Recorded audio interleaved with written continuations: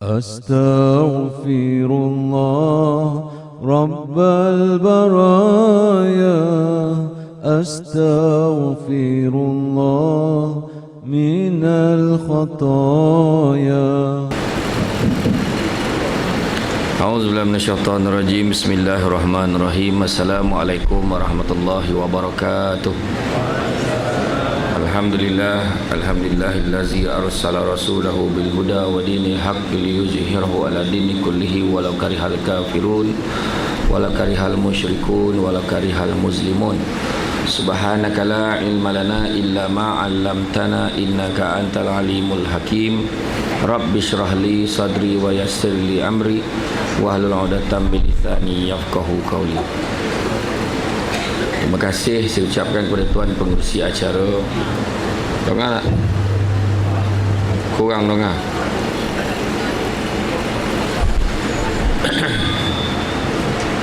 Batuk pun berdosin.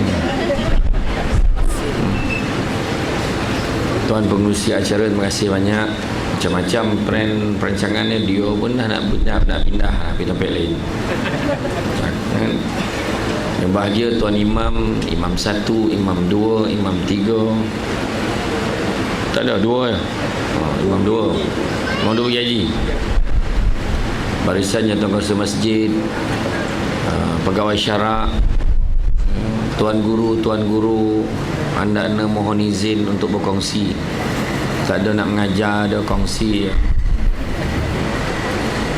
Seterusnya tidak saya lupakan tuan-tuan dan puan-puan yang dirahmati Allah sekalian. Bersyukur kita kepada Allah SWT kerana pada malam ini kita berhimpun sekali lagi di majlis ilmu. Galak botol saya datang Melaka 2-3 bulan ni. Comel lah kan, ada apa kat Melaka ni kan. Sampai kan nak cari rumah lah kat Melaka dah kan. Saya contohlah kan, ada selalu datang Melaka kan. Dan mudah-mudahan kita pada malam ini mendapat keberkatan berada di dalam majlis ilmu. Ibrah Ramadan, pengiktibar Ramadan pula dah. Mula dia tersamsul kan, betul kan? Ibrah korban, pengiktibaran korban. Kan? Ni dah mula dah bercongak-congak soalan yang sama dia tanya tiap-tiap tahun berkaitan korban. Apapun kita korban ni dah masuk, kita sampai pada satu tahap kita berada dalam bulan Zulhijjah. Yang mana dalam bulan Zulhijjah tu pun saya nak kongsi jugalah. Bulan Zulhijjah ni macam-macam. Terperanjat saya nak pegang pula ni.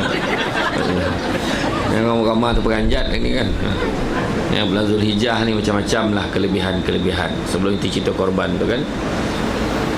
Kalau ikut kan ada setengah pandangan kalau buat cerita korban tadi tu ada setengah macam mana pun nak unta tu lebih baik sebab lebih besar, lebih mahal. Ada juga pandangan lebih baik kambing. Kalau ikut macam kisah Nabi Ibrahim, baik kambing kan. Tapi akhirnya tak kisah. Bagi ada pandangan nyata, yang penting ni korban. Yang penting ni korban binatang ternakan. Tak ada orang korban, dia nak korban ikan semilang tu ni, tak ada kan?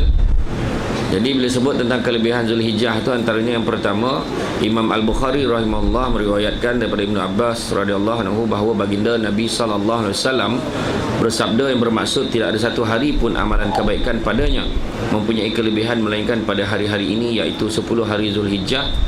Para sahabat baginda bertanya, apakah juga pengecualian itu termasuk jihad terhadap jalan Allah? Maka ujar baginda, tidak juga, malahan termasuk berjihad. Makna berapa orang tu termasuk, tetapi dalam hal kita ni berjihad pada jalan Allah, kecuali bagi seorang yang keluar dengan jiwa raga dan hartanya dan tidak membawa pulang apa-apa pun. Keluar bawa jiwa raga je, ikhlas dia. Maknanya kita berjuang tu termasuk juga kita beribadah. Beribadah kepada Allah SWT, yang mana jiwa dan raga kita ikhlas, tidak pun niat nak dapat apa-apa ganjaran. Tak ada niat pun dalam hati nak dapat syurga, tak ada. Memang semua kerana Allah Ta'ala. Terserah laki Allah Ta'ala nak bagi kita apa. Sebenarnya kadang-kadang ada cakap, aku semayang ni, insyaAllah masuk syurga ni. Belum tahu lagi dah, belum tahu. Tentang jihad tu sebut kan, jihad tu mesti ke berperang. Tak, kalau rajin buka surah As-Saff ayat 10, seboleh, 2 boleh, 3 boleh. Surah As-Saff 10, seboleh, 2 boleh, 3 boleh. Allah Ta'ala ajar kita satu perniagaan yang menguntungkan. Perniagaan yang menguntungkan tu ada dua. iaitu perniagaan menguntungkan, iaitu membela agama Allah dengan dua perkara, iaitu dengan diri sendiri dan keduanya harta benda. Apa maksud diri sendiri? Diri kita tu, jaga perangai, jaga tingkah laku kita, jaga sahsiah, jangan buat benda-benda tak elok. Kan? Nak jaga, kadang-kadang orang tak perasan, dia buat perangai, dia tak tahu bila dia buat benda-benda jahat yang nyama buruk tu, kadang-kadang orang palitkan pada Islam. Tu yang tak elok. Kan? Kalau ikut Nabi dulu semua elok. Kan? Nabi ajar kita macam-macam. Kan? Tu sebabnya kalau cinta yang paling utama, tak ada orang, tak ada lah yang kata cinta lebih kepada kita, melainkan Allah sayang kat kita lebih daripada segala-galanya. Allah Maha Pengasih, Maha Penyayang. Mana ada orang lain? Kan? Nabi pun sayangkan kita. Nabi sangat sayangkan umat dia. Kan? Siput cerita pasal korban, Nabi korban niat untuk seluruh umat dia pada zaman dia, pada zaman Nabi mungkin. Nak tunjuk Nabi sayang ke umat dia. Dia berkorban untuk diri dia dan juga untuk saudara mara dia dan juga untuk umat dia yang belum berkorban. Bayangkan. Punya sayang. Ya? Wah, tambah mic. Ini TV3. InsyaAllah. Okey. Oh my. Buat daunting bunyi hebat lah. Tu tambah lagi sejam. Sebab mikrofon ni Abu Dafiq rakam kan. Tambah lagi sejam. Tak adalah. Jadi makna kata, kalau kadang-kadang tu sebab kadang-kadang kita leka dengan cinta daripada benda-benda lain. Cinta pada benda lain leka. Kan? Disebabkan sayang dia pada seorang perempuan, leka daripada Allah.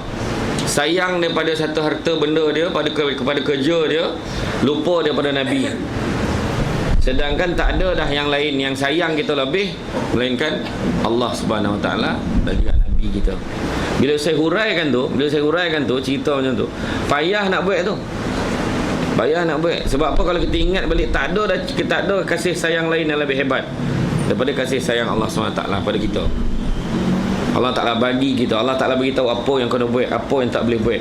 Nabi pun bagi panduan kat kita. Aku tinggalkan kamu Al-Quran dan hadis. Tinggalkan kita Quran dengan sunnah. Tinggal nak buat kan? Dah tinggalkan dah. Dia dah ada guideline dah, cuma kita yang tak nak ikut kadang-kadang. Perangai kan? Perangai. Kecuali orang sini baik-baik, ni tempat lain saya sebut ni. Kan? Kan Jibril pernah berpesan kepada Nabi. Dia cakap dengan Nabi, dia kata apa pesan dia? Hiduplah kamu dengan semahu-mahunya. Jibril pesan, hiduplah kamu dengan semahu-mahunya, kerana satu hari nanti kamu akan mati. Pesan Jibril, clear tu. Cintalah kamu akan sesuatu dengan secinta-cintanya, kerana satu hari nanti kamu akan berpisah dengan benda yang kamu cintai. Dan yang ketiga, berbuatlah kamu dengan apa yang kamu nak buat sesuka hati kamu, kerana sampai masanya Allah Ta'ala akan berikan balasan terhadap perbuatan kamu. Clear. Makna semua merujuk pada mati, sampai masa akan mati. Tu kadang-kadang orang tu bercerita pasal korban tadi kan. Korban tadi, dia boleh berkorban, mampu, tapi dia nanti lalu sampai lagi tahun depan lah contoh kan. Dia menangguh-nangguhkan benda-benda baik ni. Kalau rasa nak buat mampu pergi kan? Kalau kita mampu pergi haji tu, bagus usaha orang sini, tahniah lah. Saya pun tadi menarik buat khusus haji kan, khusus haji bagus, khusus haji dan umrah. Jadi orang pun datang, mungkin mudah-mudahan dia nak pergi tak dapat pergi, kebanyakan dia belum mampu, tapi dia datang dong. Tak apa, Allah Ta'ala bagi rezeki ni tak ada siapa sangka-sangka dah. Tiba-tiba kan? Tiba-tiba sampai sakit bertamalim ni. Jadi kemudian Imam Ahmad rahimahullah dia menyatakan bahawa, meriwayatkan daripada Ibnu Umar bahawa baginda SAW bersabda, maksudnya tak ada satu hari pun amalan kebaikan padanya mempunyai kelebihan melainkan pada hari 10 Zulhijjah ini. Oleh kerana itu perbanyakkanlah padanya tahlil la ilaha illallah, takbir Allahu Akbar dan tahmid alhamdulillah. Tu takbir special raya haji ni, dia special kan. Kita takbir 4 hari kan. Kalau raya puasa, habis semayang raya dah habis lah, tak ada takbir lah. Takbir lah betul-betul.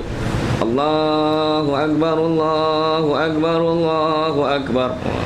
Kadang ada orang tua marah tu, jangan menangis dalam kubur tu kan. Kojo. Bukan untuk orang mati ni lah. Kan kita bertakbir ni sebab nak memuji kebesaran Allah. Kan, puji kebesaran Allah, puji Allah. Kan? Tak tahu yang panjang-panjang tu baca tu Allahu Akbar, Allahu Akbar, Allahu Akbar. Dia risau yang Allahu Akbar, Allahu Akbar, Allahu Akbar kabira. Wah, itu risau. Alhamdulillah katsira wa subhanallah bukratan wa asila. La ilaha illallah wa la na'budu illa iyyahu mukhlishina lahuddin. Itu dah mengayau tu. Tiba-tiba Allah wahdah dah, bawah dah, sudah dah, besoklah dah, macam-macam lah keluar. Itu yang ni, kalau tak tahu tu jangan pergi baca tu. Kalau tak confident baca, jangan malu. Bacalah dulu. Kan? Dah lama puas ingat, tak dapat ingat. Berapa tahun dah? 30 tahun. Tahu tak kau. 30 tahun tak dapat ingat, tapi tak apa, jangan sogan. Bab agama ni jangan sogan. Jangan sogan. Ya, kemudian Ibn Hibban dalam kitab sahihnya meriwayatkan dari Jabir radhiyallahu anhu bahawa baginda sallallahu alaihi wasallam bersabda, seutama-utama hari adalah hari Arafah. Jenis amalan yang dianjurkan padanya, pertama menunaikan ibadah haji dan umrah. Poi. Siapa yang mampu poi. Ada yang cakap haji wajib, umrah sunat. Siapa cakap? Umrah pun wajib mana? Tapi buatlah mana yang boleh. Pada musim haji ni, tahulah sekarang ni saya dah daftar dah. Siapa yang belum daftar, paling tidak pergi daftar dulu. Kalau tak, paling kurang 1,007 1,000 1,003 dah boleh register. Saya dah register alhamdulillah. Kalau tak ada apa-apa, saya akan pergi pada tahun 2042. Kalau tak ada apa-apa lah kan, pasal ramai orang pergi kan. Tak apa, kadang-kadang kita cakap macam tu, ada orang tu tak ada rancang-rancang tu. Tak ada rancang-rancang dah.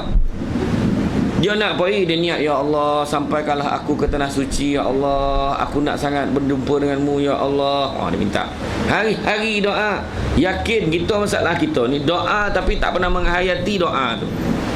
Siapa yang pergi haji, pergi umrah, kan ada doa tu bergantung kat dada tu kan, yang dah bagi kat travel tu kan. Siap ada makna, baca doa tu, baca tengok makna sekali biar sampai kat hati. Kita doa kadang tak sampai kat hati. Tu sebab kena suami baca doa tu biar ada torang bini tu kuat sikit macam tu cakap Allahu Akbar kabira, ya Allah yang maha besar. Dia doa biar kuat-kuat doa. Sesungguhnya Allah, aku bermohon kepadamu ya Allah, kurniakanlah kepada aku. Ya Allah, dah tak dengar hujung, nampak tak? Yang kita lah amin, amin. Dia minta bini satu lagi. Kan? Bahaya tu. Tahu kuat sikit. Mana yang tu jangan amin kan? Tak ada lah. Biasa amin je lah. Setuju je. Ini susah. Kan? Kan? Ya? Kadang bila pergi haji ni tu dah. Kalau mampu pergi. Tak mampu niat banyak-banyak. Ada seorang reba taksi tu, selalu saya buat cerita tu. Reba taksi tu dia nak mana pergi, tapi dia tak mampu. Tapi dia doa hari. Sekali tu dia kena hantar barang ke airport. Hantar ke airport, pergi dekat pegawai Kuwait Airlines tu. Dak tu pun tanya, Pakcik umur berapa dah? Dah dekat 60 dah. Oh ya ke? Pakcik dah pergi haji dah? Belum. Tak nak pergi ke? Nak pergi, tapi nantilah. Saya ni pun kais pagi makan semalam. Bukan makan pagi tu. Kais pagi makan pagi, okey, makan semalam. Tu saya tambah tu cerita tu. Maknanya saya nak menggambarkan dia susah lah. Jadi dia kata, pakcik ada gambar tak? Kenapa pula? Ada tak? Gambar pasport ada? Ada kat rumah. Bila pakcik boleh bagi saya? Pagi esok boleh? Pagi esok boleh ke? Hari ni? Hari ni tak sempat. Okey, besok bagi. Besok tu dia bagi. Dia hantar gambar. Tak apa, pakcik tunggu. Dia pun tak tahu apa-apa. Tak lama terdapat tawaran pergi haji. Percuma dia sponsor. Rupanya budak Kuwait Airlines ni, dia ada kota. Family dia semua dia dah bagi. Semua dah pergi. Jadi siapa nak bagi? Dia tengok pakcik tu, dia teragak nak bagi ke pakcik tu. Joki. Siapa sangka? Free pergi. Kan? Nak cakap apa? Tu sebabnya kalau dijemput jadi tetamu Allah ni, pergi. Jangan ragu-ragu. Kita ragu-ragu dengan hati kita pergi, makna kita ragu-ragu dengan jemputan Allah. Allah Ta'ala undang kita. Yang tak ragu-ragu, jemputan yang tak ragu-ragu, jemputan mati. Itu memang tak ragu tu. Tak sampai dah fikir dah nak mati ke tidak. Tak ada dah, memang mati je. Kan? Jadi makna kata dah undang tu pergi. Ada kadang orang fikir, Dan kenapa Dan ni banyak dosa Dan kat kampung ni. Kang tak apa-apa jadi kat Dan. Jangan fikir. Manusia ni memang banyak dosa, manusia ni banyak lemah, banyak kurang. Dah tahu berdosa, pergi jumpa orang itu baik dosa tu minta maaf.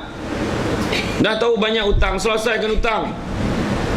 Kita nak pergi, Allah Ta'ala dah panggil, makna Allah Ta'ala pilih kita pergilah. Saya sebut awal tadi, Allah Ta'ala Maha Pengasih, Maha Penyayang. Kenapa kita bersangka-sangka dengan Allah? Allah Ta'ala nak bagi kita yang terbaik, pergilah. Pergi. Tak kira lah yang bayar 30,000 tu, 40,000, pergi. Kan ada yang mampu kan, dia nak pergi, yang mahal, bayar mahal. Dapat ikut kota. Kan saya bosan orang ni, dia risaukan pergi dengan Allah, pergi haji ni.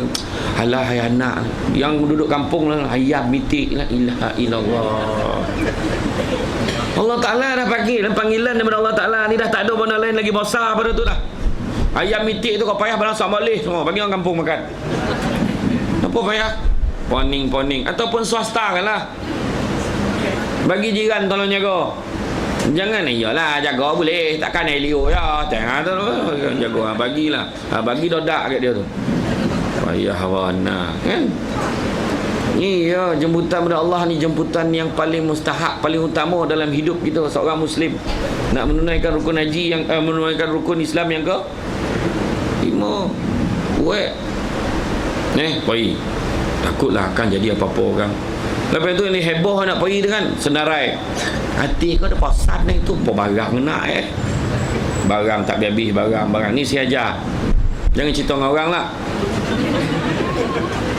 Pergi ke kedai-kedai orang jual jubah, jual apa tu, beli berbanyak. Beli murah, beli berbanyak. Sejadah beli berbanyak. Beli kitab sesiap, tasbih semua beli. Letak ke rumah saya siap sebelum pergi. Cik sana tak payah beli ni dah ada rumah. Bila orang datang kan, bila dah balik haji kan, Pak malah ingat kau kan. Jangan tertanya oleh dah nak ambil ni untuk kau ni. Kan dia tanya kan beli kat mana kan, payah jawab kita haji hajah tak boleh nipu dah. Bukan kata sebelum haji hajah boleh nipu, tak ada kan. Tapi makna bila orang tu tanya, ni adalah ni sikit dah sejadah. Ya Allah, ingat ke keadaan? Mestilah ingat. Dah jangan tanya oleh dah. Macam tu kan. Ni saja ni lapik ni ramai lah. Senang ya, apa benda nak paling sama macam ni Kek sana made in Korea, sini apa made in Korea, made in Taiwan, made in China. Kan beli banyak, apa susah? Kan? Tak payah paling kepala. Yang kedua, berpuasa pada hari-hari tersebut atau sekadar kemampuannya, terutamanya pada hari Arafah. Dari Abu Sa'id Al-Khudri berkata, Rasulullah SAW bersabda, maksudnya tiada seorang pun yang berpuasa pada satu hari di jalan Allah, maka Allah menjauhkan dengan puasanya itu mukanya dari api neraka sejauh 70 tahun. Muttafaqun alaih. 70 tahun jauh neraka. Macam tu lah. Berpuasalah kita. Ikutlah berapa hari yang dapat. Kemudian Imam Muslim meriwayatkan dari Abi Qatadah radhiyallahu anhu bahawa Rasulullah SAW bersabda, puasa pada hari Arafah yang mengharap Allah akan menghapuskan dosa setahun yang lalu dan setahun yang akan datang. Itu macam-macam lah kan. Kelebihannya banyak, puasa lah. Tapi itu jangan fikir-fikir benar. Kadang orang kita ni kan, dia tengok kelebihan-kelebihan ni kan, jadi sudah dia terlupa. Macam saya cakap awal tadi, beribadah keluar, berjihad ke jalan Allah tu tak harap apa pengajaran Allah Ta'ala bagi. Kita masuk syurga bukan sebab apa kita buat. Kita masuk syurga ke semua dengan rahmat Allah. Yang kisah Abid tu, Abid yang beribadah selama 500 tahun. 500 tahun kemudian Allah Ta'ala beritahu, aku masukkan kau ke dalam syurga dengan rahmat aku. Allah Ta'ala beritahu. Dia kata, wahai Allah, aku nak masuk syurga dengan ibadah aku yang 500 tahun tu. Kau main sombong nak. Orang dulu kan umur panjang. Dia nak masuk syurga sebab ibadah dia tu. Allah Ta'ala cungkil biji mata sebelah. Allah Ta'ala kata, sesungguhnya ibadah kau yang 500 tahun tu tak boleh tabuh satu nikmat mata kau sebelah mata melihat. Iya, tu sebab kadang orang semayang pergi neraka. Kenapa? Tak tahu. Kadang-kadang orang tu perangai pelosit, setan motor perangai, tapi dah masuk syurga dengan rahmat Allah. Mungkin ada kebaikan yang dia buat sampai tak boleh nak kata apa dah. Asah baik rupa dia dalam apa. Cuba kita tengok. Contohlah kita tengok ni Abang Long Fadil tu. Tengok. Dulu mungkin orang tak sangka-sangka dia boleh berubah jadi macam tu. Muka sampai dah bertatu tu, dia nak balik macam mana? Dia nak balik ke jalan Allah, menangis-nangis. Setiap kali tanya memang menangis. Mana kita sangka? Kita tengok orang ni setan ni pelosit ada kat kampung ni, payahlah ni kosan ni yang bercakap tu masuk dulu neraka. Yang dia tu budak tu tadi yang kita cakap ni jahat lah apa kosan ni, balik rumah tak tinggal semayang. Balik rumah dia membawa mak yang sakit, mana kita tahu? Kita jangan bersangkut-sangkut dengan orang ni. Jangan bersangkut-sangkut dengan orang. Nampak orang tu pakai serban, sebakul serban sampai ke siling. Bukan orang sini tu, tempat lain. Sampai ke siling. Ini tontu dah ni. Iya. Kek Kuala Lumpur tu, saya semayang tak ada tu. Kita masa saya belajar mungkin Kek Syalam, Kek Rajo tu nak semayang. Kita nampak kan. Dia ni betul ke tidak ni kan. Dia siapa nak jadi imam ni? Itulah. Sekali nampak seorang masuk pakai jubah, pakai sorban. Assalamualaikum. Assalamualaikum. Inilah imam kita. Dia pun Allahu Akbar. Kita pun okey lah. Dia lah letak telefon bawah tu. Maaf letak telefon. Sami Allahu liman hamidah. Berbunyi telefon. Cintaku bukan di atas kertas. Bergoyang ke belakang tu macam ni. Dia langsung nak sujud tu. Allah macam ni jari. Allah tam dia jawab. Tengah semayang. Telefon kau jabli. Bercakap dia kat telefon tu. Ayo. Tengah semayang telefon kau jabli tu. Ayo kan macam-macam mana kita tahu. Orang ni macam-macam perangai, kadang orang tu dia semayang poi haji mah, tapi dukun tak tinggal. Baba moh nilik-nilik ni tak tinggal. Daun senda punci dengan secekul manis sanduk sadam berdiri sadam kau semai. Senyum orang. Senyum. Sampai tak salin. Rugilah tak salin kan. Kadang-kadang tipu ke orang.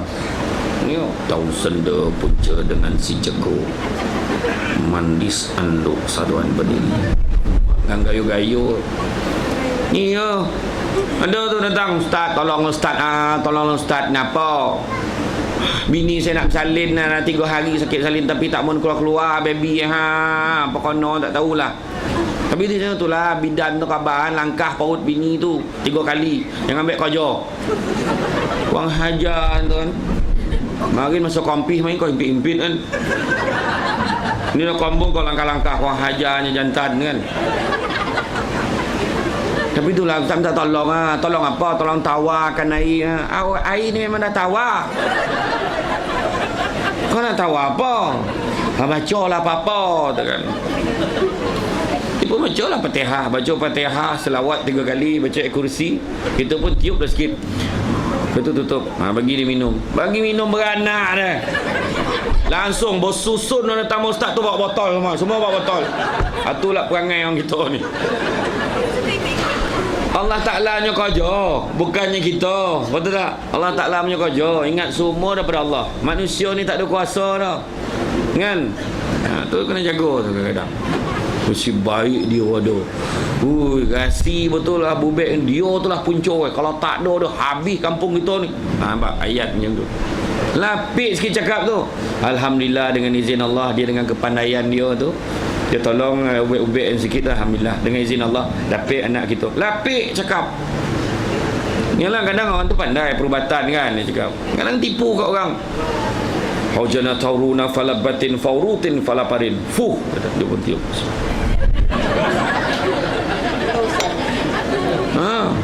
Haujana tauruna falabatin faurutin falaparin.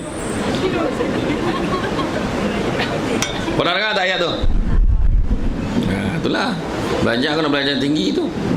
Haujana tauruna falabatin faurutin falaparin. Tu bukan bahasa Arab. Tu bukannya ayat apa pun. Hadis bukan, Al-Quran pun bukan. Tapi Jawi bubuh bari. Jawi bubuh baris bunyi macam tu lah. Haujana hawau jimnun. Hawau jimnun apa? Hujan. Hawau sebut la ilaha illallah. Ilah Allah. Dah melakor tu melakor jugalah. Hawau ingat Hawau jimnun hujan. Haujana tauruna, tawau rawau nun, turun. Haujana tauruna, hujan turun. Haujana tauruna falabatin, hujan turun dengan lebat. Faurutin paut, falaparin lapar. Itu ya. Kita pun percaya, hui, hana hari ni lain macam ayat baca haujana tauruna falabatin faurutin falaparin. Dia pun minum lagi. Contoh. Ya. Ingat tu. Yang ketiga, bertakbir, berzikir padanya. Firman Allah Ta'ala yang bermaksud dan supaya mereka menyebut nama Allah pada beberapa hari yang termaklum. Hari tersebut dijelaskan sebagai 10 hari di bulan Zulhijjah. Oleh kerana itulah para ulama menyarankan supaya diperbanyakkan berzikir pada hari-hari tersebut. Sebagaimana mafhum hadis Ibnu Umar yang diriwayatkan oleh Imam Ahmad, di antaranya, oleh kerana itu perbanyakkanlah padanya tahlil la ilaha illallah, takbir Allahu Akbar dan tahmid alhamdulillah. Lazimnya kita memahami zikir-zikir ini disebut pada hari-hari raya sahaja, tetapi disebut dalam hadis ini menunjukkan kita disarankan untuk memperbanyakkannya pada 10 hari pertama. Zikirlah. Ya, disebut tadi Allahu Akbar, la ilaha illallah, Allahu Akbar, walhamdulillah sebut. Nak senang sebut subhanallah walhamdulillah wa la ilaha illallah wallahu akbar. Baik tu. Nak menyanyi, nyanyilah subhanallah walhamdulillah. Kan biasa macam tu kan.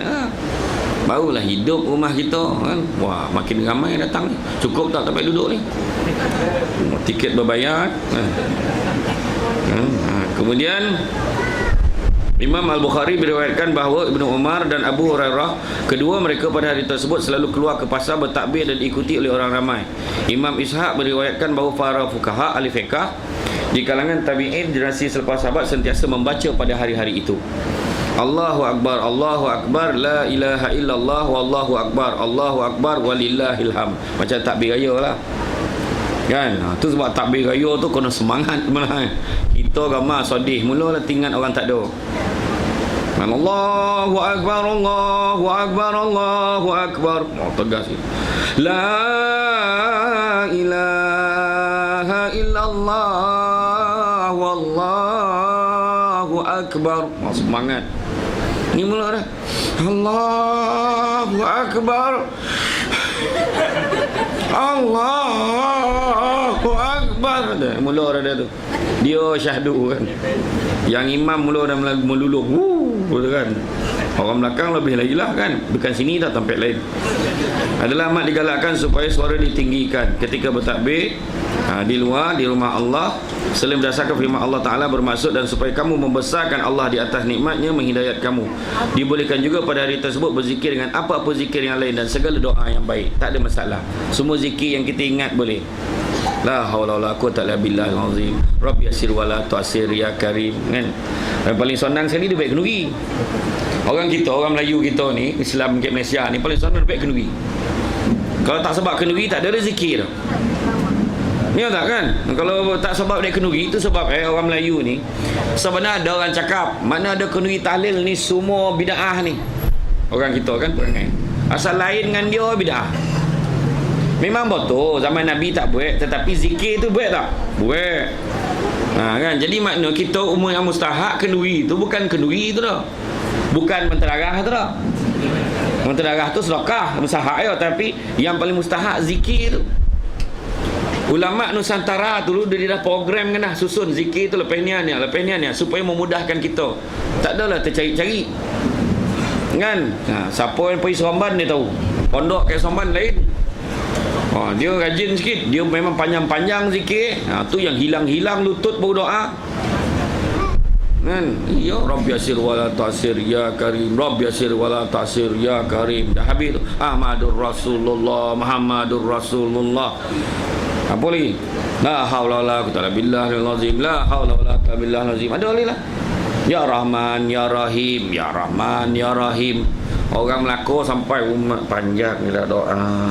Ya Allah, ini tolak balo, kau cari balo. Takkan nama pun. Bergayalah kalau tak sebab kenduri tu hari lain zikir tak sesaja. Kadang-kadang susah. Kecuali orang bertamalim ni, kecuali. Kan, saya nampak pada tadi tu ambil semayang pun zikir tadi. Sementara tunggu ambil wuduk tadi zikir. Handa orang sini. Kan? Nampak? Jadi makna zikir, apa-apa zikir dan doa yang baik kita buat. Yang keempat, bertaubat dan meninggalkan segala maksiat dan dosa. Tinggalkan segala maksiat dan dosa. Berazam kita tak ada nak buat benda-benda tak elok, tinggalkanlah. Kita ni rajin-rajin lah pergi masjid. Masjid macam ni punya cantik. Apa tak cantik? Tengok kapet lah tabanam muka. Mari nipi je kapet kat sini kan. Baru tukar ni. Kan? Itulah saya pun tahu.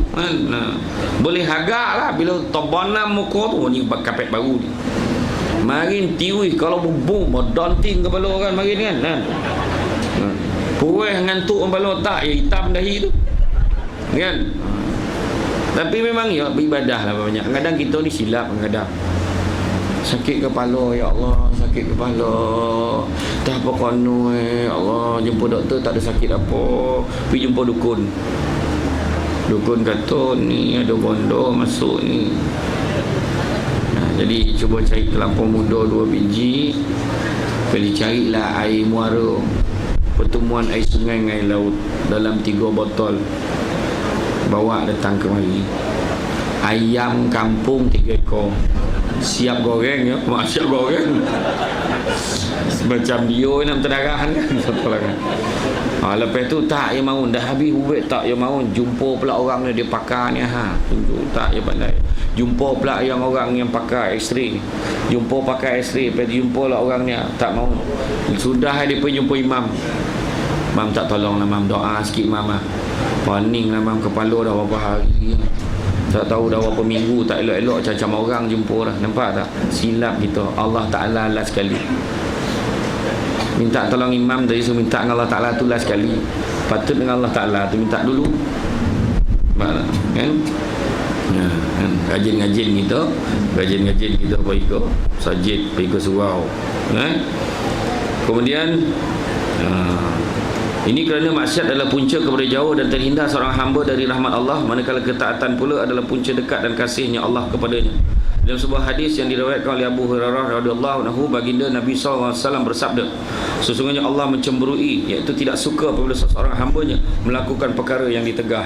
Memang itu adalah salah satu ciri kenapa doa tidak dimakbulkan oleh Allah. Dia takut pada Allah, tapi dia kata dia takut ke Allah, tapi dia tetap buat benda yang Allah Ta'ala tak suka. Kelima, memperbanyakkan amalan soleh, baik terutamanya amalan-amalan sunat tambahan seperti solat sunat, bersedekah, berjihad, membaca Al-Quran, mencegah kemungkaran dan seumpamanya, kerana semuanya akan digandakan pahalanya pada hari-hari tersebut. Buat baik pada 10 hari ini akan digandakan amalan kita. Nak sedekah tu. Jangan fikir hari Jumaat sedekah sedekah buah anggur seedless, buah anggur tanpa biji. Bagi durian Musang King. Rotak hari Jumaat tu, bau rabut, bau lakuk-lakuk muka orang tu kono kek durian tu. Bau rabut. Jatuh-jatuh kan? Kan. Iyalah upgrade sedekah kita ni. Sedekah sikit. Iyalah, tapi betul lah macam saya selalu sebut. Yang penting sedekah kita tu daripada berapa yang kita ada tu, berapa kita bagi. Ya? Kemudian yang keenam, disyariatkan bertakbir pada beberapa hari yang raya, pada hari raya itulah kita takbir. Sebab menunaikan fardu salat, waktu dikerjakan secara berjemaah. Bagi mereka tidak menunaikan pada haji, takbir mula dari waktu subuh hari Arafah. Ini tahulah, ini biasalah ni. Maknanya takbir lepas raya tu takbir. Dan saya nak posan. Setiap tahun saya posan ni. Sembahyang raya haji, sembahyang raya puasa, sama je. Perangai orang kita ni, kecuali di Masjid Bertamalim. Habis sembahyang raya, dia mulalah berburak kat luar. Khutbah tak ada dongar. Kena dongar lah khutbah tu. Bega tak habis. Tu bega, dogi. Dongar lah khutbah tu. Khutbah tu ada pengisian itu, dongar ambil. Kan? Macam kita semayang macam khutbah Jumaat kan. Kan sebahagian daripada solat tu. So nak ganti 2 rakaat tu. Dongar lah khutbah tu. Macam raya, dengar lah khutbah tu. Dia bantai lepak keluar, jumpa tahap apa bondo nak cerita pasal dunia tak habis-habis. Kan? Ya. Amalan dikerjakan itu walaupun dia kecil, tapi ianya lebih disukai oleh Allah Ta'ala jika dibandingkan pada hari-hari lain. Begitu juga amalan yang besar. Di jalan Allah dikategorikan antara amalan terbaik. Tidaklah mendapat kehebatan pahala pada hari itu, melainkan apabila kuda tunggangan yang ditunggangnya terbunuh binasa dan darahnya keluar, dia cedera atau mati syahid. Maknanya ikhtiar kita buat. Dalam ikhtiar kita tu, dalam kita sakit kau, kita apa kau, jatuh kau dalam bunuh yang kita buat baik, Allah Ta'ala akan bagi ganjaran kat kita. Keenam, disyariatkan bertakbir pada hari raya. Ini dah sudah tadi. Ketujuh, disyariatkan amalan korban, menyembelih haiwan ternakan. Ni ada yang tanya, memang ada pandangan kata kita boleh minjam, berhutang sebab nak korban. Tetapi ada juga pandangan menyatakan antara dua, korban dengan berhutang, mana nak settlekan dulu? Hutang settle dulu, baru korban. Maknanya dia belum mampu lagi, selesaikan hutang. Macam mana pula kita boleh berhutang nak bayar? Nak sebab nak join korban tu sanggup berhutang, kan? Tapi kalau pakai dulu sebab tak bawa duit, lepas tu kan bayar, tak apalah, tak ada masalah yang tu. Jangan baik-baik lupa lah lepas tu. Orang akhir zaman ni memang ramai macam tu. Dia pinjam, esok tu dah lupa, dan dia pinjam kau. Tu salah tu, kan? Korban. Di dalam riwayat lain, Imam Muslim rahimahullah meriwayatkan dari Ummu Salamah radhiyallahu anhu bahawa Nabi sallallahu alaihi wasallam bersabda, apabila kamu telah melihat anak bulan Zulhijjah dan ada di kalangan kamu yang ingin berkorban sembelih hewan ternakan, hendaklah dia menahan dirinya daripada memotong rambut dan kukunya. Tahan dulu sampailah selesai sembelih. Maka janganlah dia memotong rambut dan kukunya sehinggalah dia berkorban. Perintah sunat ini berkemungkinan ada persamaan dengan hukum bagi mereka membawa haiwan ternakan ketika menjalankan haji di kampung mereka, telah dijelaskan oleh Allah Ta'ala. Maksudnya, janganlah kamu mencukur rambut kamu sehinggalah haiwan ternakan dibawa untuk dihadiahkan dagingnya kepada penduduk Mekah itu sampai ke tempatnya. Larangan memotong rambut dan kuku ini pada zahirnya adalah khusus kepada mempunyai haiwan korban tersebut saja dan tidak termasuk isteri dan anak-anaknya, melainkan mereka juga mempunyai haiwan seumpamanya, dan tidak mengapa jika yang berkenaan membasuh dan menggosok kepalanya kemudian terjatuh beberapa helai rambutnya, tak sengaja, kan? Zat gugur, dia memang bangsa gugur, tak boleh berlagu, gugur rambut dah. Kan tidur bangun berlokek rambut, kan? Itu lain. Ini saja-saja gunting rambut, potong rambut. Kesembilan, setiap Muslim hendaklah berusaha untuk menunaikan solat hari raya secara berjemaah, menunggu dengan khutbah dibaca. Dah sebut dah tadi, menunggu khutbah yang dibaca. Selepas solat tersebut, supaya mendapat pengajaran padanya, sepatutnya dia mengetahui hikmah di sebalik perayaan ini. Ia merupakan hari menyatakan kesyukuran dengan melakukan kebaikan. Bila sebut pula tentang korban, dalil pensyariatan korban, firman Allah Subhanahu Wa Taala dalam surah Al-Kautsar ayat 2. Maksudnya, maka kerjakanlah sembahyang kerana Tuhanmu semata-mata dan sembelihlah korban sebagai bersyukur. Surah Kautsar kan ayat favorit tu. Inna a'tainakal kautsar fasalli li rabbika wanhar inna syani'aka huwal abtar. Ayat tu lah. Kerjakanlah sembahyang kerana Tuhanmu semata-mata. Sebab ada orang sembahyang tapi bukan kerana Tuhan. Sembahyang sebab dia nak tunjuk ke orang. Ingat kalau kita semayang kerana orang, riak. Tak semayang kerana orang, syirik. Faham tak? Kena faham betul-betul. Solat sebab nak tunjuk kat orang, pula tu tiba kuih. Solat kerana nak tunjuk kat orang, riak. Tapi kalau tak nak solat sebab orang, kan dia semayang, orang cakap dan pula, jadi orang tu pula ada kuasa menyebabkan dia tak semayang. Jadi syirik. Dia jago. Jadi semayang tu semayang lah, bersihkan hati kita tu. Sebab orang nak pergi haji tu pun sebabkan bersihkan hati sebelum pergi. Ada orang yang cakap tu, dia jadikan Mekah tu macam tong sampah laki sebab dia cakap apa, aku pergi Mekah so aku nak buang habis-habis dah, perangai tak elok ni, balik Malaysia so elok, mudah-mudahan buang kat sini siap-siap baru pergi. Tak malu tu jumpa Allah dengan perangai banyak tu, kan? Macam kita lah nak masuk masjid, nak semayang, kan ambil wuduk, sucikan diri kita dulu baru masuk dalam, kan? Macam tu kaedah Kemudian Allah SWT telah berfirman dalam surah Al-Hajj ayat 37, maksudnya daging dan darah binatang korban atau hadiah tidak sekali-kali akan sampai kepada Allah, tetapi yang sampai kepadanya ialah amal yang ikhlas berdasarkan takwa dari kamu. Mana yang itu yang akan sampai. Kan? Kita ni tak kira lah apa binatang yang kita sembelih, kan? Unta, kalau unta, aku tahun ni korban unta, tak main lah, lambu kosong. Macam tu ayat dia, kan? Dan tak main lah lambu kau bawa barang. Dan tahun ni unta. Lidah tu dan punya lah, dia lah sebut lidah tu punya, kan? Nampak? Tak ada poin lah.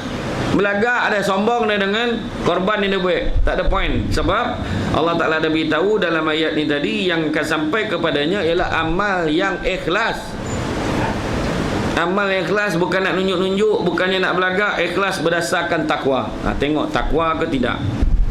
Kemudian sabda Rasulullah SAW bermaksud, aku diperintahkan dengan menyembelih korban itu dan ia adalah sunat ke atas kamu. Fadilat ibadah korban. Apa kelebihan-kelebihan? Padahal perolehi antara dalam ibadah korban ini amat besar, antaranya menambah amal kebajikan.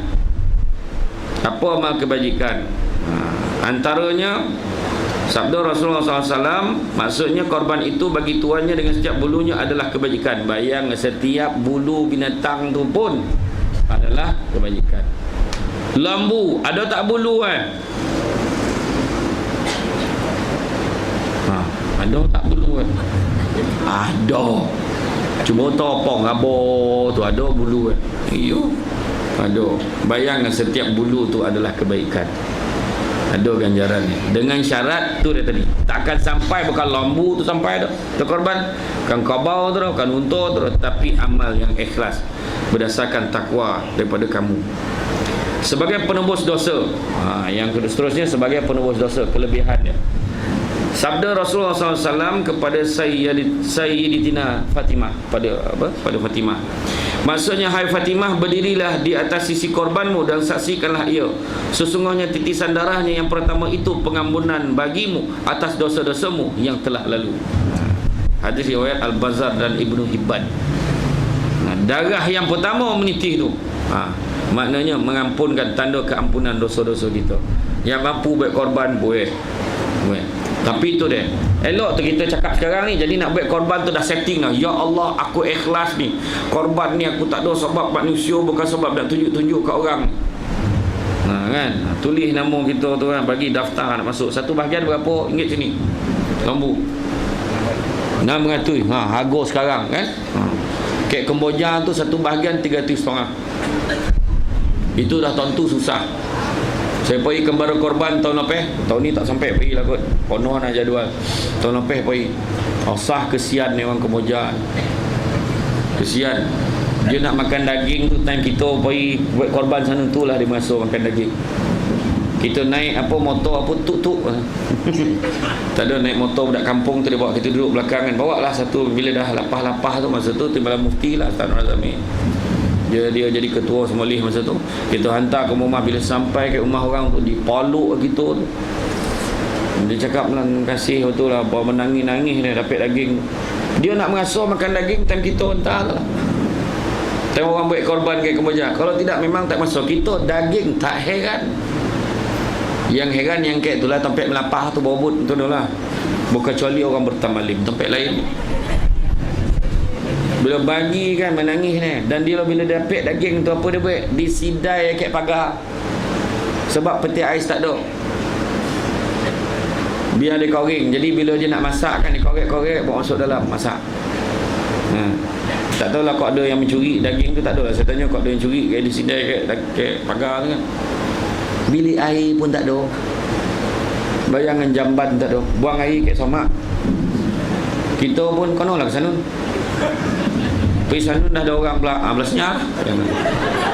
Sentuh lelaki orang kan. Tapi memang susah. Gaji mufti negara Kemboja tu RM300 sebulan. Mahal lah gaji tukang kebun kat Malaysia. Itu hakikat susah ni. Sebab bila korban ni kan dia bagi. Itu sebab sunat kita bagi daging korban ni memang diutamakan bagi secara mentah-mentah. Kekah masak kan. Bagi mentah, sebab orang susah bila dapat. Dia sama ada dia boleh guna untuk makan sendiri, ataupun dia boleh guna daging tu dia nak jual pun boleh, dapat hasil dia untuk makan dia. Tu pulang kat dia. Kan? Kemudian mendapat tempat yang mulia di sisi Allah. Sabda Rasulullah SAW, wahai manusia, sembelihlah korban dengan mengharapkan pahala daripada Allah dengan darahnya, bahawa sesungguhnya darah korban itu jika ia tumpah ke bumi, maka ia akan mengambil tempat yang mulia di sisi Allah Azza wa Jalla. Kemudian Rasulullah SAW pernah bersabda, maksudnya tiada dibuat oleh anak Adam pada hari raya Adha akan satu amal yang lebih disukai oleh Allah Ta'ala daripada menumpahkan darah, iaitu menyembelih korban. Bahawa korban itu datang pada hari kiamat dengan tunduk-tunduknya, bulu-bulunya dan kuku-kukunya. Sesungguhnya darah korban itu mengambil tempat yang mulia di sisi Allah sebelum darah itu tumpah ke bumi. Maka hendaklah kamu buat korban itu dengan hati yang bersih. Hadis riwayat At-Tirmizi. Kan kadang tu cari lembu tu pun bayar kan sekarang.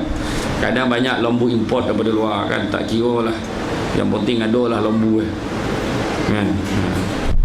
Ancaman terhadap orang yang mampu melakukan korban tapi tidak melaksanakannya. Ada juga.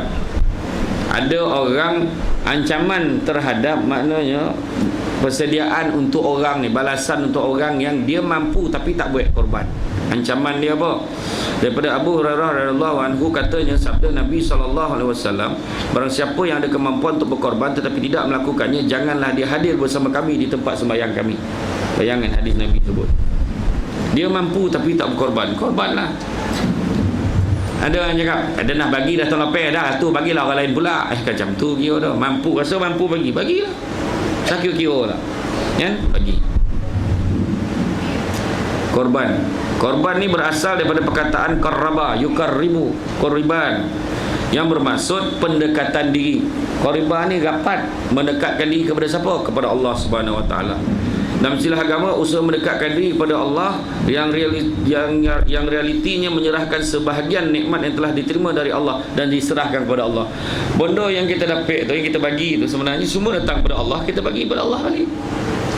Allah Ta'ala tak heran pun apa kita bagi, tetapi nak tunjukkan kita ni kesanggupan kita mengeluarkan harta yang kita terima, kan? Menginfakkan sebahagian daripada apa yang kita ada.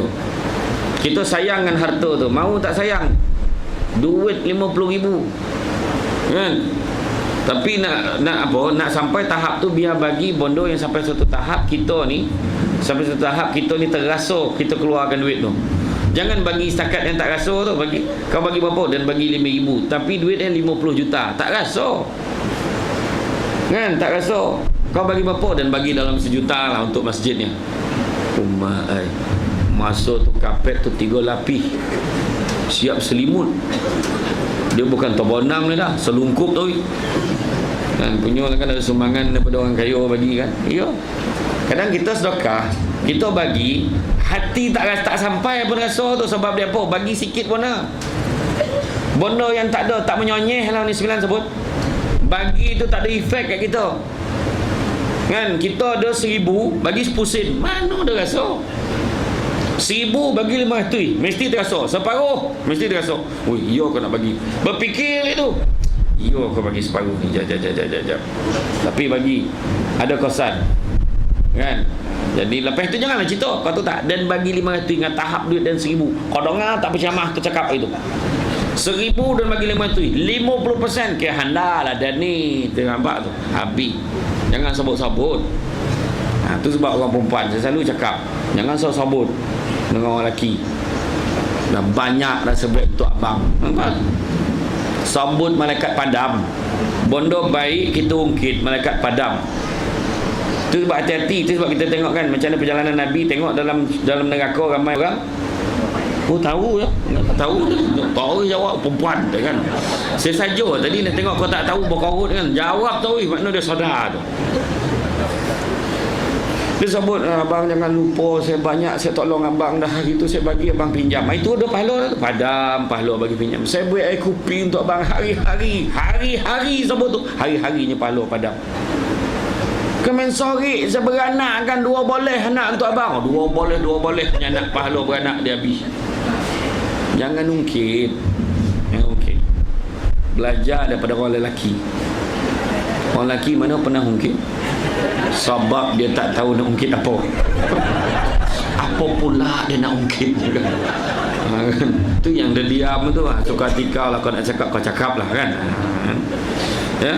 Kemudian sejarah ibadah korban disebutkan dalam Quran ayat 27 surah Maidah, bahawa korban telah dilakukan oleh kedua anak Adam, iaitu Habil dan Qabil kan.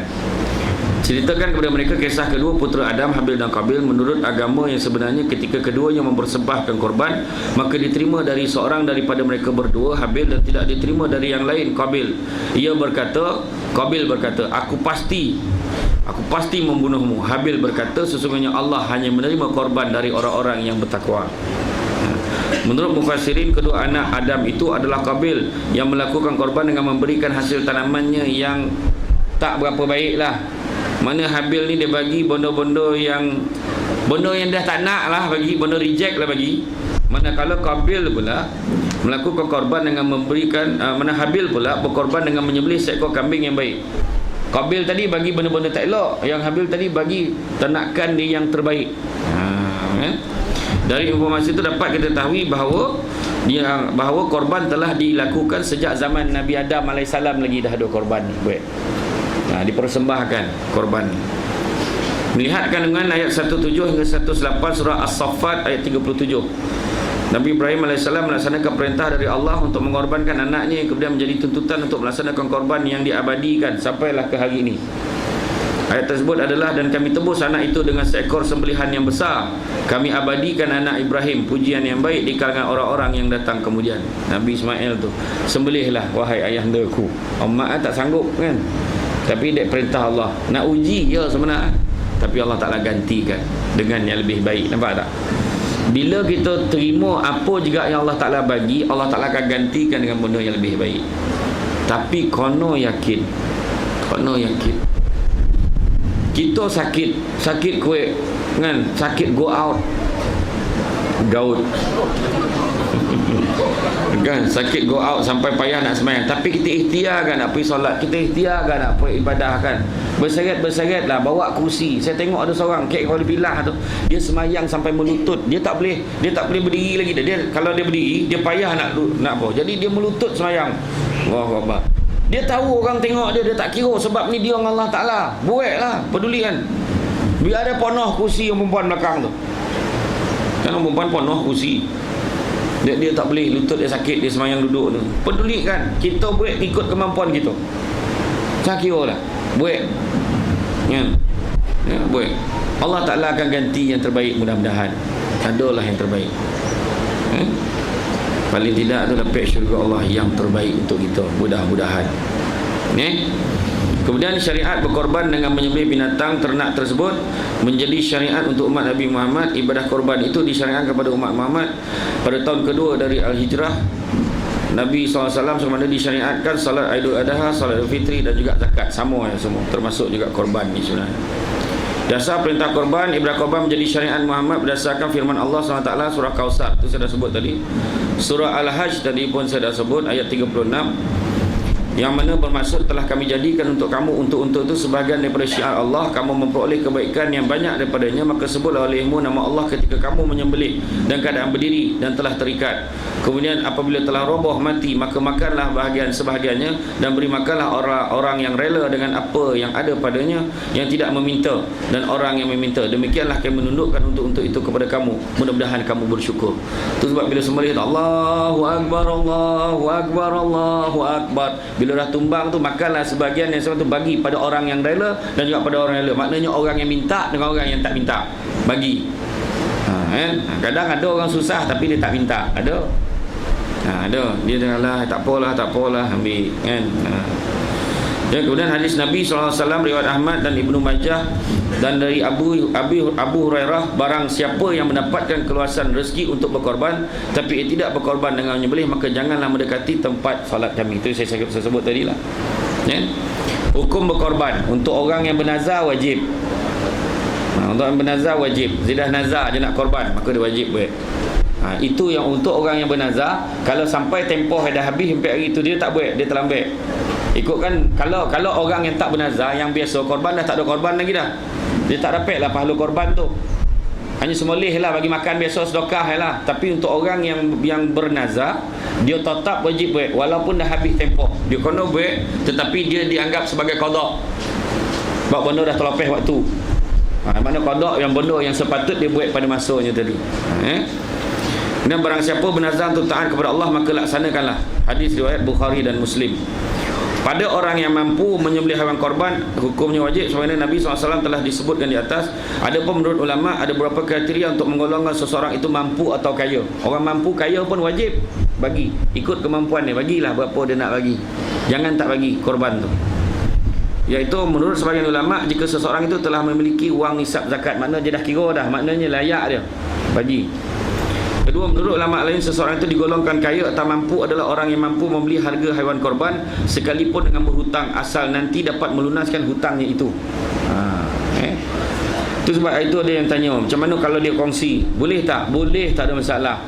Kongsi nama. Contohnya ada pak saudara ni kan, macam pak saudara saya tu kat rumah tu, dia pak saudara saya Perak tu dia sponsor 4 ekor lembu, 5 ekor, 3 ekor kat kampung, 2 ekor kat Perak rumah dia. Dia buka pada ahli keluarga dia, siapa yang nak join, tulis nama. Tulis satu nama cukup, ataupun satu nama dengan ahli keluarga, boleh share, tak ada masalah. Contohnya satu bahagian tadi 600, ahli keluarga nak kongsi seorang 100, bagi 600, letak 6 nama, tak ada masalah sebenarnya. Tapi biasa letak satu nama, niat 6 je lah. Niat 6 tu dah tak ada masalah. Sebab Nabi pernah niat bukannya untuk 5 orang pun, satu umat seluruh umat dia pernah niat kan. Tak ada masalah tu. Jangan gaduh pun tu. Ya. Dah mula berkorut dah. Ya ke tidak ni kan. InsyaAllah carilah, tanya tanya ustaz ni pun tahulah. InsyaAllah kadang bergaduh dia tu, tak boleh satu nama, boleh, tak ada masalah. Kemudian terlepas dari hukum berkorban, sesungguhnya bagi orang mempunyai kemampuan berkorban, adalah kamu melaksanakan ibadah korban berdasarkan fastabiqul khairat, dalam rangka mentaati Allah dan ittiba Rasulullah. Kemudian hikmah berkorban. Hikmah berkorban berdasarkan ayat 37 surah Al-Hajj, bahawa korban itu merupakan realisasi takwa. Daging-daging unta dan darahnya itu sekali-kali tidak dapat mencapai keredaan Allah, tetapi ketakwaan dari kamulah yang dapat mencapai. Maknanya bukan daging tu yang sampai, bukannya apa yang kita korban tu sampai, tapi keikhlasan kita dan ketakwaan kita.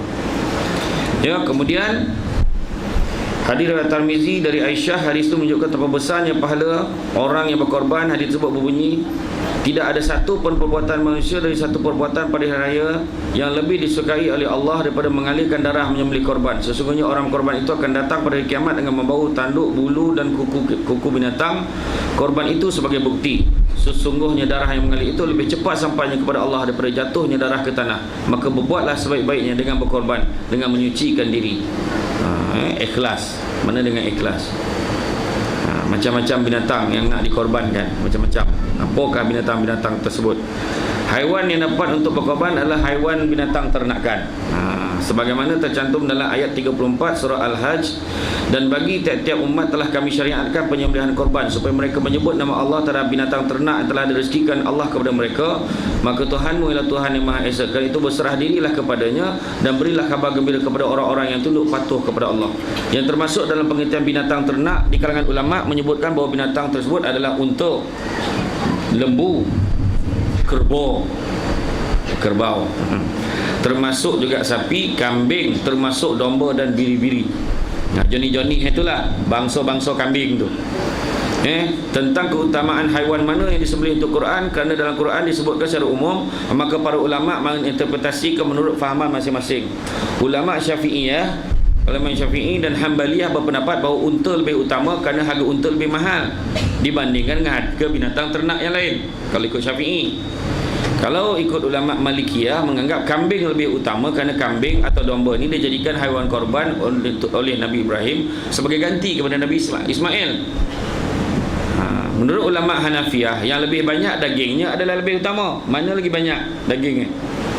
Katalah unta tu kurui, lembu tu gemuk, lembu tu lah lebih utama. Contohnya itulah, kan?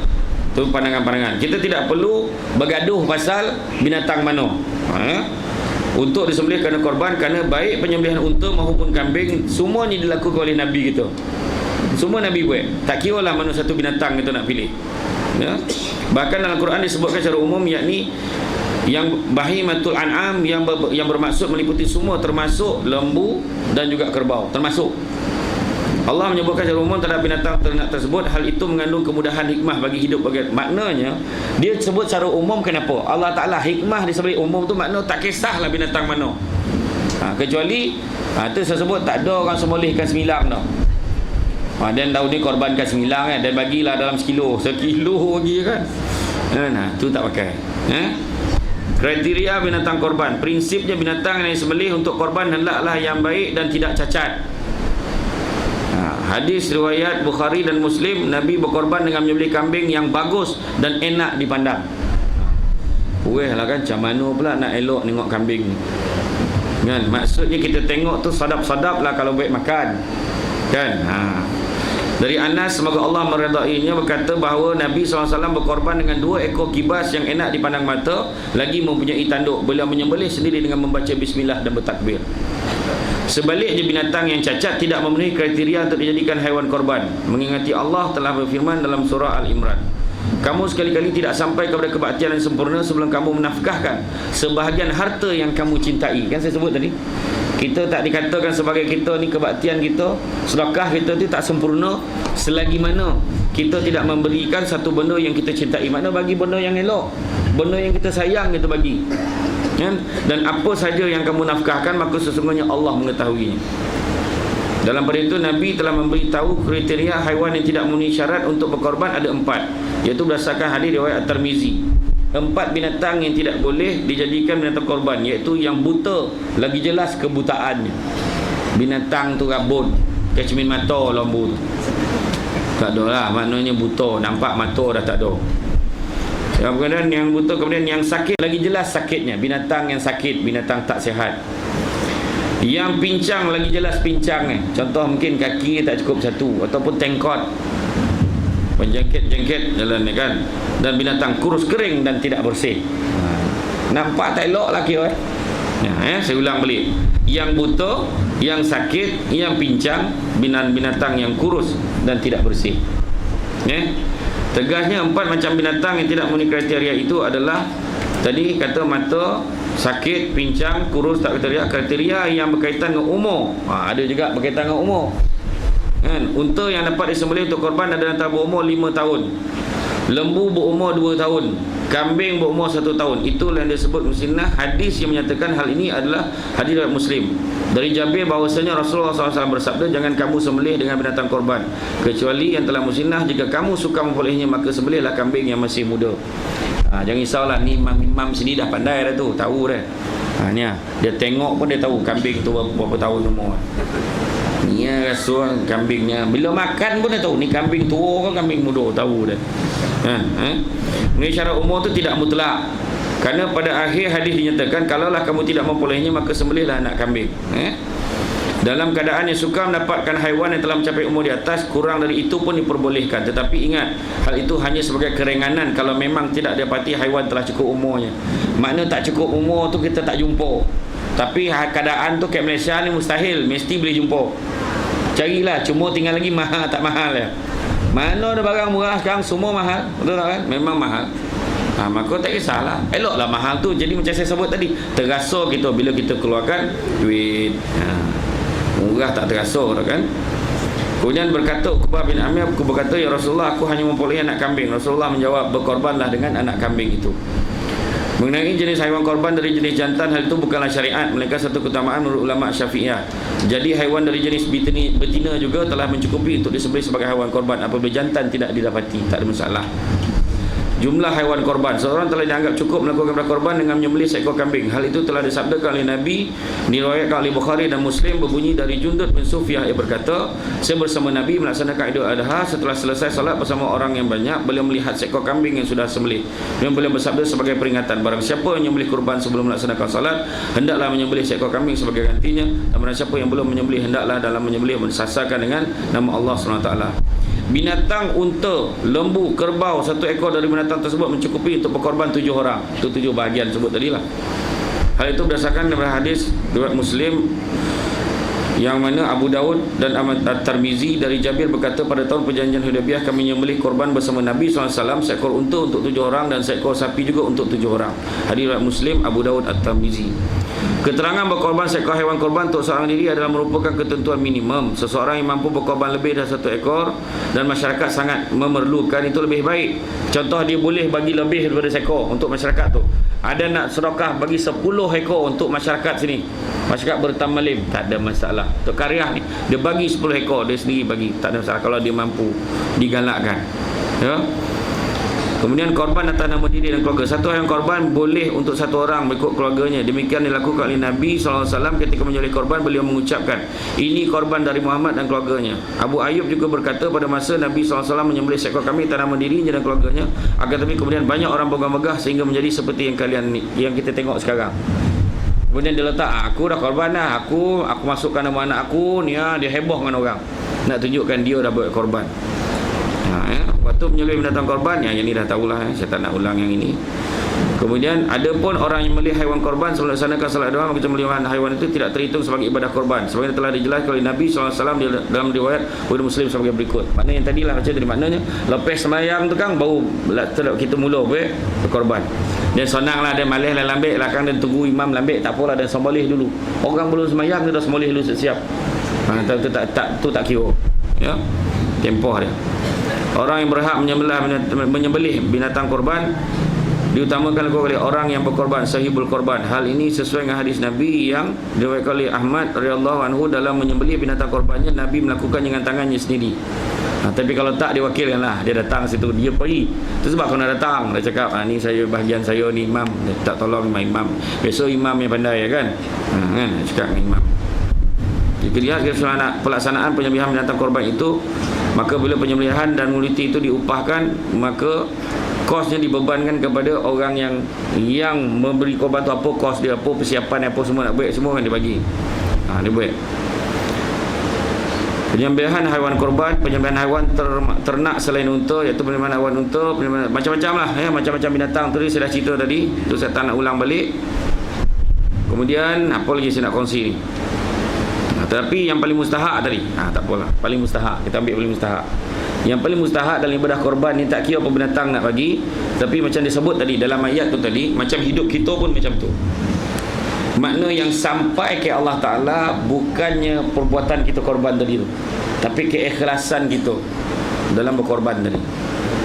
Macam tu juga ibadah kita, bukannya sembahyang kita tu sampai, tapi keikhlasan kita tu sampai.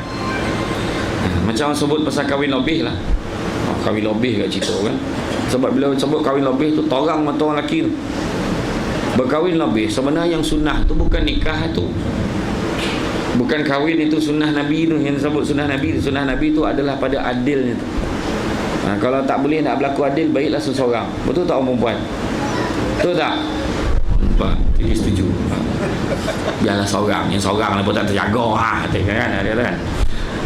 Jadi makna kata keikhlasan itu yang sampai kepada Allah Subhanahu wa Ta'ala. Jadi saya rasa cukuplah setakat itu. Ada yang lalap tak? Gancak ni ceramah kita malam ni. Ada yang duduk topi-topi pintu dah standby nak balik pun ada kan. Tapi janganlah pandang pakai pintu. Tak, ni contoh tak boleh langsung saya sebut kan. Tapi mana kata kita dalam bulan-bulan ini, awal Zulhijjah ni, jangan lupa yang saya sebut awal tadi tu, buat benda-benda baik.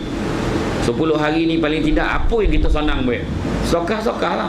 Sedekah apa benda yang boleh kita nak bagi. Setiap malam kita nak bagi orang sembahyang maghrib ni, nak bagi makan, nak bagi si goreng Pattaya bagi.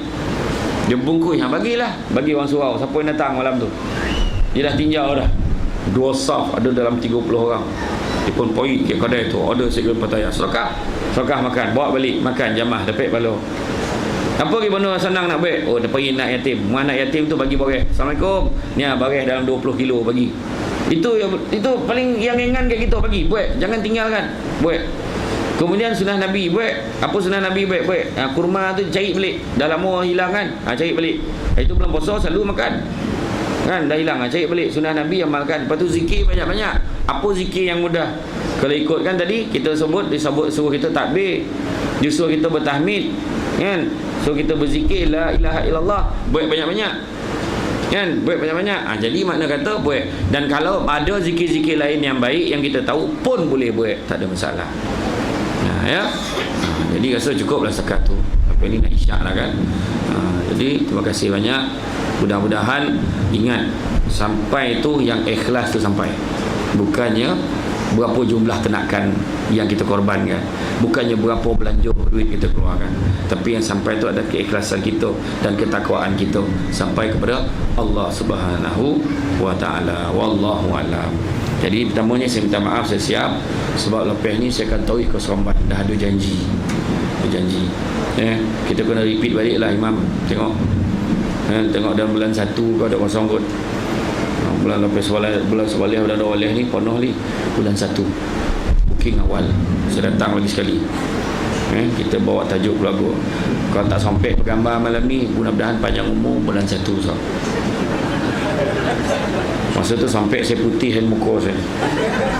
Ada saja. Terima kasih banyak mak-mak, ibu-ibu, terima kasih banyak kerana hadir pada malam ini. Dan terima kasih banyak pada tuan-tuan guru yang hadir juga pada malam ini, yang berkongsi sama-sama. Mudah-mudahan sesungguhnya mana yang baik itu datang pada Allah SWT, mana kurang atau berpunca dari kelemahan saya sebagai manusia biasa. Pokok sekayu daun selasih. Thank you, terima kasih. Assalamualaikum warahmatullahi wabarakatuh. Assalamualaikum warahmatullahi wabarakatuh. Jazakallahu khairan katsiran.